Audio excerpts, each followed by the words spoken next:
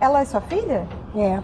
A senhora não tem notícia dela? Não. Ela mudou, não sei pra onde ela foi. Por quê? Você queria alguma coisa? Não, eu tava procurando. Ela trabalhou na Câmara?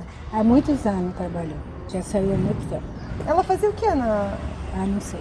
Não Lá sabe? na Câmara sabe, vai lá pergunta. Mas ela não é babá também, não? Não, ela é, mas agora ela tá na vida dela. A senhora não tem notícia dela? Não. E a senhora trabalhou também na Câmara? Não. Não? Não. Nunca? Nunca. Engraçado que o seu nome aparece lá É, também. que bom. E daí algum erro? Será que é algum erro? Dona Não Gil? sei. Procura lá. É? Mas e se quiser falar com a sua filha, como é que Não faz? sei. 4 gabinetes, 32 famílias, 102 pessoas com relação de parentesco entre si e 7 repórteres trabalhando pelos últimos 3 meses. O Ao Ponto desta segunda-feira vai explorar uma verdadeira teia de parentesco que tem como um ponto em comum os escritórios de Flávio, Carlos, Eduardo e do então deputado Jair Bolsonaro. Esse levantamento, publicado pelo Globo no domingo, mapeou a situação de 286 assessores nomeados pela família presidencial desde 1991, quando Jair Bolsonaro assumiu pela primeira vez o mandato de deputado federal. Participam desta conversa as repórteres Juliana Dalpiva e Juliana Castro. O diretor da sucursal de Brasília, Paulo Celso Pereira, fala sobre os desdobramentos do caso na Justiça e no Palácio do Planalto. Eu sou Carolina Moranto, aqui com Roberto Maltic. O Ao Ponto é o podcast da redação do Globo, está disponível no Spotify, iTunes, TuneIn, Stitcher e no site do jornal. Fique com a gente. Bom, muito já se sabe sobre as relações de parentesco dentro do gabinete de Flávio Bolsonaro, em especial da família do ex-assessor Fabrício Queiroz. Eu pedi para empregá-las, que elas eram muito eficientes. E é mérito, não foi porque é a mulher do Queiroz, é a filha do Queiroz. Mas há muito mais do que isso. Juliana Dalpiva, como é que começou essa investigação? Nos últimos 3 meses, a gente começou a receber informações de uma fonte sobre uma quantidade enorme de parentes que tinham também, tanto no gabinete do Flávio, quanto no gabinete do Carlos, como no gabinete do próprio presidente quando ele estava na Câmara dos Deputados. E, a partir disso, a gente começou a fazer uma investigação usando a Lei de Acesso à Informação, fazendo levantamentos sobre todos os funcionários que foram empregados desde 1991. Aí acionamos 7 repórteres para dividir essa pesquisa, primeiro nos nomes e depois especificamente nas pessoas. Pois é, chegaram à conclusão de que havia pelo menos 32 núcleos familiares nomeados nos 4 gabinetes, da família Bolsonaro. Juliana Castro, como é que foi esse trabalho? Vocês tiveram que ler Diário Oficial um por um durante quantos anos na Assembleia Legislativa do Rio? Exatamente, Carol. A gente fez esse pedido de lei de acesso à Câmara dos Deputados, à Alerj aqui no Rio, à Câmara dos Vereadores, e a gente encontrou algumas dificuldades de ter respostas, de obter respostas dentro do prazo que a lei de acesso manda, e a gente se encontrou em determinado momento um pouco de mãos atadas, então a gente decidiu ir para a rua mesmo e abrir os diários oficiais físicos, porque na internet também não tem esses diários oficiais de forma extensiva, Aqui na Câmara do Rio, a gente tem os diários a partir de 2017 apenas, agosto de 2017. Então, a gente foi no diário oficial físico até a gente receber a resposta para já ir adiantando esse trabalho.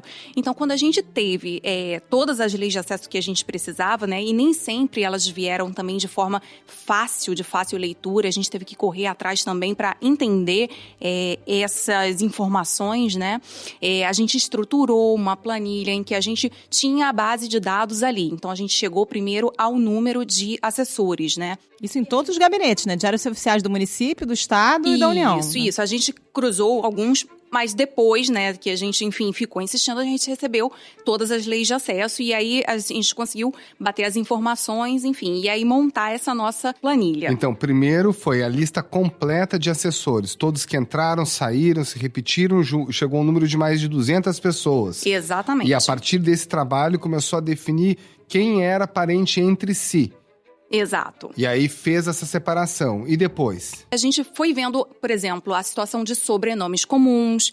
E aí, então, a gente foi desde acesso a bancos públicos de dados. E aí, a gente tem processos, outras situações, nomeações, coisas que ajudam a estabelecer um grau de parentesco. E também acesso à rede social, A gente fez uso bastante disso e conseguiu estabelecer essas relações familiares. E qual a família, Juliana Dalpiva, que mais aparece nesse trabalho?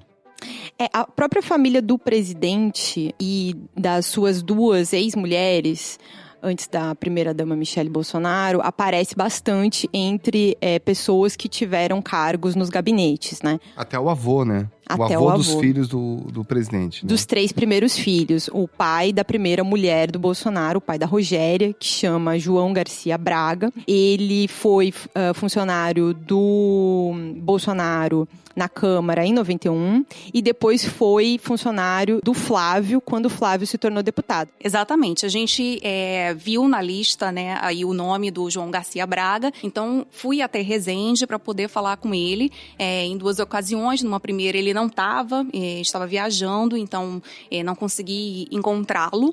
E numa segunda tentativa, fui, apertei a campainha da casa e nada de ninguém me atender. Mas fiquei lá esperando ver se chegava, se saía, enfim. Até que sim, ele saiu da casa e aí eu, de carro, né, e eu tentei abordá-lo. Ô, seu João, não mordo, não. Eu queria falar com o senhor rapidinho sobre o período... E aí, ele baixou o vidro, aí eu me identifiquei, eu falei, boa tarde, sou Juliana, repórter do jornal Globo. Aí, imediatamente, quando ele ouviu eu me identificando, ele já falou, ah, não, e arrancou com o carro. Vamos detalhar um pouquinho mais esse trabalho de campo. A gente ouviu no início do nosso podcast a fala da Diva, que é uma dessas pessoas também empregadas em gabinetes. E a senhora trabalhou também na Câmara? Não. Não? Não. Nunca? Nunca. Engraçado que o seu nome aparece lá também. Que bom. No total, a gente teve 2 respostas de pessoas que negaram ter trabalhado em gabinetes e 2 que, em determinados momentos, alegaram ter outras ocupações, né? Conta um pouquinho a história da Diva. A dona Diva mora em Nova Iguaçu. E quando eu comecei a pesquisar a história dela, eu cheguei, na verdade, no nome da filha dela, que é a Andréia da Cruz Martins. Pesquisando no Tribunal de Justiça, eu identifiquei um registro de cartório que tinha no Diário de Justiça, em que ela se apresentava como babá. E aí eu achei bem curioso, porque batia com o período em que ela constava como funcionária da Câmara de Vereadores do Rio, no gabinete do Carlos Bolsonaro. E eu vou continuar tentando seguir sempre essa linha de resgatar esses valores que vêm ao longo do tempo sendo perdidos na sociedade. E resolvi ir até a casa dela, consegui o endereço, e cheguei lá e encontrei a dona Diva, que é a mãe dela. Aí a dona Diva não quis, disse que a filha tinha mudado e que não sabia onde que a filha mora e tudo. Ela trabalhou na Câmara? Há muitos anos trabalhou. E como eu também tinha visto que a dona Diva tinha sido funcionária do Carlos, eu resolvi perguntar para a dona Diva se ela tinha, né, trabalhado, qual que era o trabalho dela. E aí, surpreendentemente, a dona Diva disse que não tinha trabalhado. O atual ministro-chefe da Secretaria-Geral da Presidência também tem parentes listados nos gabinetes. Sim, e é uma das famílias que tem mais, são 4 no total, contando ele, o pai dele que foi chefe de gabinete do presidente. O ministro Jorge Antônio Francisco Oliveira. Isso, o pai do ministro Jorge foi chefe de gabinete do Bolsonaro durante vários anos na Câmara. Aí a mulher dele, né, a mãe do ministro, também foi funcionária do Bolsonaro durante vários anos, e depois foi funcionária do Eduardo, quando o Eduardo virou deputado federal. E a gente descobriu uma tia do ministro, que mora aqui em Mesquita, no Rio de Janeiro, lotada no gabinete do Flávio, na Alerj. Uma coisa que chamou atenção também, porque a gente foi cruzando várias informações de bancos públicos, procurando informações sobre ela, descobriu um processo que ela moveu na justiça contra uma companhia de telefone, e aí ela cede uma procuração para a representação dela nesse processo, em que ela se declara como a profissão dela como do lar. Apesar de aparecer lotada no gabinete do Flávio desde 2003, né? De 2003 até fevereiro desse ano, supostamente, ela trabalhava no gabinete do Flávio, né? Ela constava como assessora, mas tinha essa informação contraditória em relação a isso. Qual era o salário dela? R$7.300. A gente conseguiu falar com a Márcia, né? A gente falou foi muito rápido, né? Eu tinha o telefone dela, eu vi que era o telefone dela porque eu olhei a foto no WhatsApp, e a foto era a foto dela. E aí eu liguei pra ela e quando eu perguntei se ela trabalhou na Alerj, aí ela disse que não e que não era ela com quem eu tava falando. E em seguida desligou o telefone. Só que eu tava muito perto da casa dela e aí eu já aproveitei e tentei vi a portaria, me apresentei, falei com os funcionários e pedi de novo, né, para que se por acaso ela realmente tivesse alguma coisa para falar sobre isso, ela me receberia, mas ela não quis receber. A gente também perguntou para o próprio ministro se ele tinha conhecimento dessa situação, ele também não respondeu. E, enfim, realmente, Carol, como você comentou, ela ficou vários anos lotada no gabinete do Flávio. E nesse período em que ela esteve lotada na Alerj, ela não teve crachá, né? A gente verificou tanto na Câmara de Vereadores no Rio, em algumas situações na Câmara dos Deputados e na Alerj, e alguns desses assessores em que a gente viu na listagem, eles não tinham o crachá, que quando você trabalha nesse local, né, na Câmara, aqui na Alerj, é o documento que você usa para acessar, enfim, as dependências ali das casas legislativas. Umas situações inusitadas, né? Por exemplo, no caso do gabinete do Carlos, uma das funcionárias mais antigas, a Regina Célia Sobral Fernandes, mulher do Jorge Luiz Fernandes, chefe de gabinete do vereador, supostamente trabalhava lá desde 2001, mas ninguém conhece ela no gabinete, né? Ninguém nunca ouviu falar. Eu liguei para lá para tentar falar com a Regina. O nosso colega Ray Anderson também esteve lá algumas vezes tentando encontrar a Regina. E no dia que eu liguei, um dos funcionários disse isso, que não conhecia nenhuma Regina. Gabinete do vereador Carlos Bolsonaro, boa tarde. Boa tarde, eu queria falar com a Regina. Regina? Isso, Regina. Quem tá falando? É Juliana. Juliana, você ligou pra onde?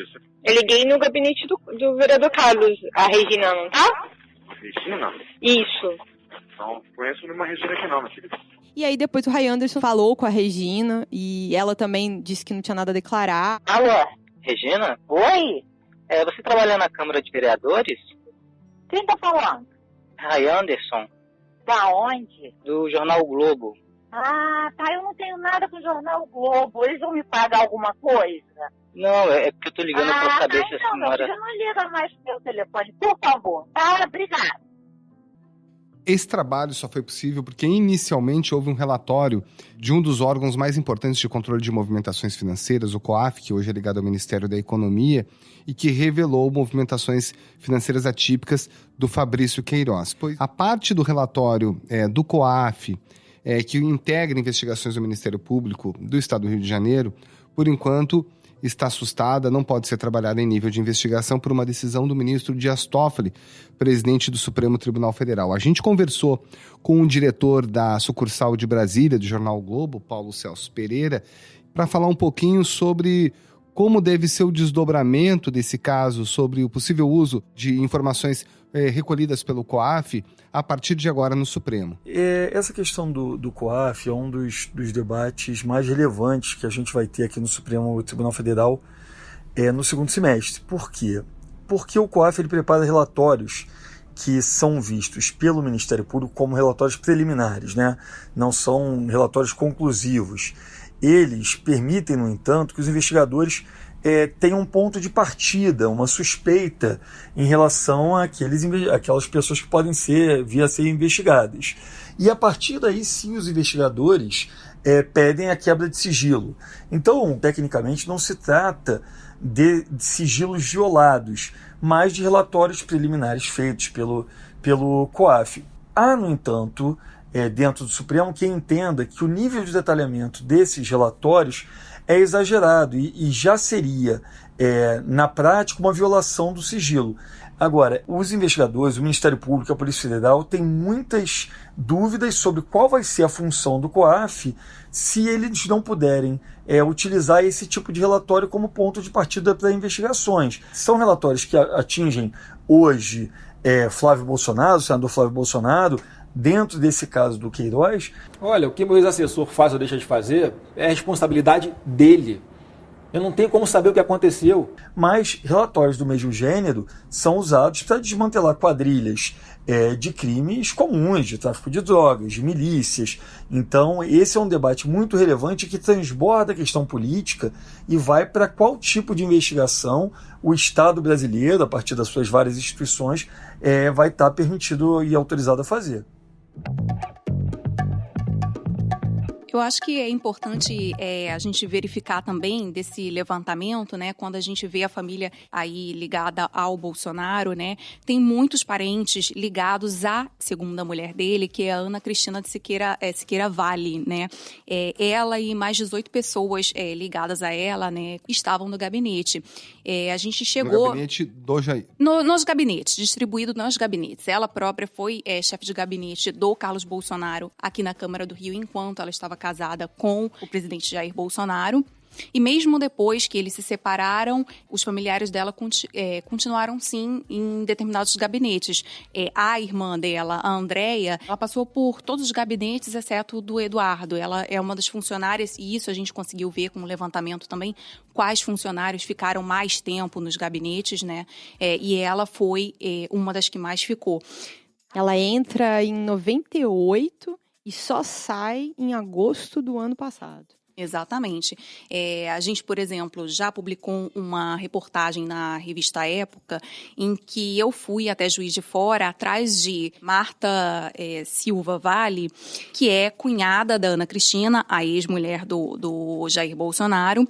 Eu fui perguntar para ela sobre o tempo em que ela esteve lotada na Câmara do Rio, a quase 200 quilômetros de distância. Não tenho nada a falar, meu filho. Não? Não. Qual gabinete que você trabalhou? Eu não trabalhei em nenhum gabinete, não. A minha Não? família lá que trabalhou, mas eu não. Ah, entendi. Porque tem o seu nome nomeado durante 9 anos lá. Mas não fui eu, não trabalhei, não. Você a não família do meu marido, que é Vale, que trabalhou, entendeu? Você mesmo não. Não. Mas você sabia que você tinha sido nomeada? Mas logo em seguida eu fui... Já me tiraram do cargo. Mas é que tem 9 anos. Não, Juliana, eu prefiro não falar nenhum depoimento. Você me desculpa, tá? Quando eu fui conversar com ela, ela falou, não, quem trabalhou foi a família do meu marido. Mas ela ficou de 2001 até 2008 lotada na Câmara aqui do Rio de Janeiro, morando em Minas Gerais.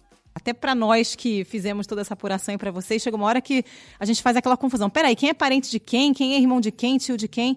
Tudo isso está no infográfico, no site do Globo, e que a pessoa pode pesquisar cada ramo familiar, em que gabinete aquele funcionário trabalhou. Exatamente, Carol. A gente usou a nossa base de dados, né? E a gente fez um trabalho aqui que envolveu várias áreas do jornal para poder disponibilizar aí para o público quem que são essas pessoas que trabalharam nos gabinetes do Jair Bolsonaro, do Flávio e do Carlos e do Eduardo, né? Então, lá se pode fazer a pesquisa por famílias, fazer a pesquisa por tempo de antiguidade, a gente consegue ver quem são os funcionários mais antigos, consegue ver profissão e principalmente o tempo em que ficou lotado em cada gabinete.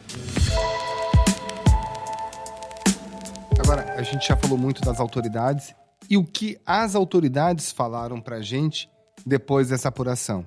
Como é que é o outro lado? A gente procurou o Palácio do Planalto algumas vezes, eles simplesmente responderam pra gente que eles não iriam comentar. Também não tivemos resposta do deputado Eduardo e nem do vereador Carlos Bolsonaro. A gente recebeu uma resposta do senador Flávio, enviada pelo advogado dele, o Frederico Vassef.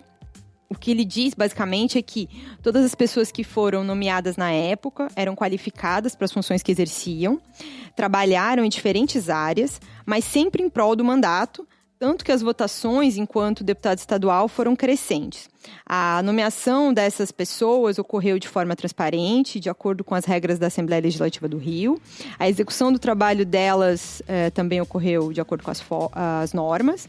E os cargos comissionados são de natureza técnica, seja no gabinete, seja na base eleitoral. E ele também disse que a confecção e o uso de crachá não eram obrigatórios, já que o funcionário pode atuar apenas na base e não dentro da Assembleia. E o ministro Jorge? Ele também não respondeu aos nossos contatos para, enfim, comentar qualquer coisa. Juliana Castro e Juliana Dalpiva, parabéns pelo trabalho. Obrigada, gente. Parabéns a vocês e também aos outros 5 colegas que participaram desse trabalho de investigação importante. Vamos citá-los, né? Ray Anderson Guerra, Pedro Capete, Marlen Couto, Bernardo Melo e João Paulo Saconi. Obrigadão, gente. O presidente Jair Bolsonaro comentou neste domingo a reportagem do Globo e disse que não viu problema algum na relação de parentesco entre os servidores dos gabinetes e também nas relações entre os funcionários dos escritórios com a própria família Bolsonaro. Já botei no meu gabinete parente, já botei no passado, sim. Antes da decisão que nepotismo seria crime. Qual o problema? Que mania que tudo quanto é parente de político não presta. Eu tenho um filho que está para ir para os Estados Unidos, foi elogiado pelo Trump. Vocês massacraram meu filho. A imprensa massacrou fritador de hambúrguer. Quer ver uma coisa? Se você for procurar aí, tem ministro, com toda certeza, que tem parentes empregados aí, um DAS no governo. E daí? Capa do jornal dá a entender que eu botei 102 parentes. Eu nem tenho isso. Vê se tem algum da Ceilândia empregado. Mas são parentes entre si, não são do senhor. Mesmo contando com mais 3 filhos, mesmo contando com mais 3. Não dá isso.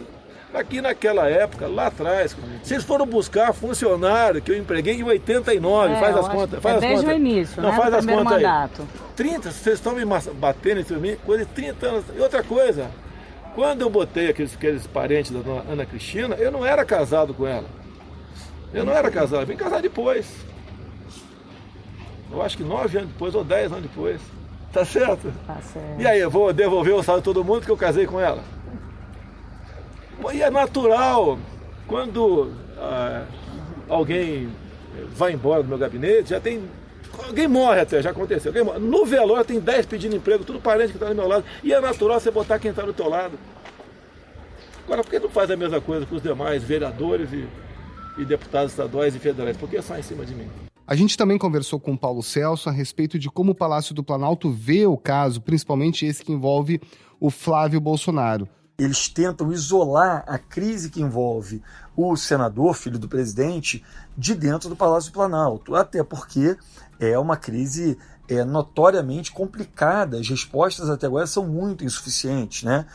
A pergunta sobre o Queiroz, a falta de manifestação do Queiroz, por exemplo, é uma pergunta que ganhou a sociedade, né? Eu não sou laranja, sou homem trabalhador. Eu sou um cara de negócios. Eu faço dinheiro, assim, compro, revendo, compro carro, revendo carro. Eu sempre fui assim. Então o Planalto tenta se isolar dizendo que isso cabe ao senador Flávio prestar os esclarecimentos sobre movimentações em seu gabinete. Essa sempre foi a estratégia. Há, no entanto, uma outra face, digamos assim, dessa estratégia, que é o que está por trás dela. O uso de laranjas, esse tipo de uso de nomeações duvidosas, funcionários fantasmas, que é a grande suspeita que existe nesse caso dos gabinetes, né? Isso é um tema que dentro do Congresso também tem pouca repercussão, porque sabe-se que muitos parlamentares usaram dessa estratégia, parlamentares dos mais diversos partidos. Isso é das coisas, em tempos que a gente fala tanto de nova política, isso é das coisas mais velhas da política brasileira, é a nomeação de funcionários que não trabalham, que levam a uma complementação salarial seja dos parlamentares, seja de outros funcionários dentro do gabinete. Isso é antiquíssimo, infelizmente, antiquíssimo no Brasil. Por isso que dentro do Congresso, os parlamentares dos outros partidos aproveitam o desgaste público do senador Flávio, e naturalmente isso reverbera também para um desgaste do presidente do Palácio do Planalto, mas ninguém quer tratar isso a ferro e fogo, porque a impressão geral é que se isso for levado a sério, se tentasse fazer uma investigação profunda disso, poucos partidos vão ficar de fora. E esse foi o Ao Ponto de hoje. Nessa conversa diária, a gente sempre conta com a participação de toda a equipe do jornal, as mesmas pessoas que levam até você informação e análise de qualidade todos os dias. Você pode entrar em contato com a gente pelo e-mail podcast@globo.com.br. Quer saber mais? Ler essa reportagem completa, acessar o infográfico com todos os parentes empregados aí nos gabinetes da família Bolsonaro, tá tudo lá em oglobo.com.br. A captação do áudio ficou por conta do Maurício Belli e a edição é do João Guilherme Lacerda. Tchau. Até mais.